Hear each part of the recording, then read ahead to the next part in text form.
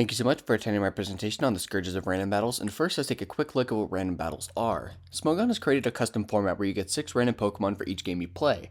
However, your team isn't completely random as everything is chosen from a large pool of viable sets.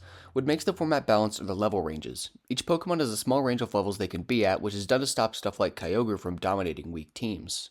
A side effect of this is that traditionally bad Pokemon have comparable stats to great Pokemon, gaining niches they can never dream of in regular formats.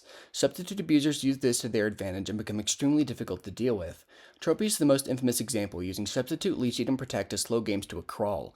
Its ability Harvest, which gives Tropies a 50% chance to recover its barrier after each turn, lets it stick around for entire games. Salazzle is the best Toxic Seller in the game, enabled by Corrosion spreading the status through both Steel and Poison types. Its high speed stat lets it consistently set subs and gain health with leftovers afterwards. If you're dealt a poor hand, Tropius, Salazzle, and other similar mons can be unbreakable and tear your team apart. Setup sweepers are just as deadly and even more common. Managing your opponent's boosting threat is one of the most important skills in Ranbats, but sometimes you just get unlucky. Every free switch you give, even by taking a knockout, leaves the door wide open for fuckery. I couldn't count how many times I've lost because my opponent got a Shell Smash or Quiver Dance off and I just didn't have a switch in. Pokemon like Volcarona, Polteageist, and Magearna are notorious for winning games out of the blue, but really anything with a setup move can be a huge threat. And now we get to the banned stuff, the holy grail of random battles bullshit. Last Respect is a new move introduced in Generation 9, and while it was legal, it was one of the most feared things in the tier. It starts out as a weak base 50 power ghost move, but increases in power each time one of your Pokemon faints.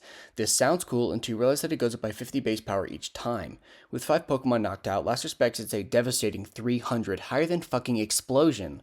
Players would oftentimes save a Scarf Last Respects user until the very end of the game and proceed to open up a can of whoop-ass to win the match with very little counterplay. I've talked about Moody before, but to put it simply, it randomly is one of its stats raised by 2 stages and one of its stats lowered by 1 stage at the end of each turn.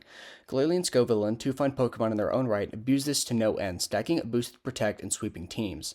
Thankfully, the council saw how uncompetitive these were and banned them less than a year into Scarlet and Violet. In conclusion, Random Battles is one of the most interesting metagames in Pokemon. Even though it has a ton of bullshit RNG, I don't want to give off the fact that the format takes no skill. In fact, it's a great way to grind your Pokemon fundamentals and is a ton of fun. Thank you so much for watching and have a happy new year.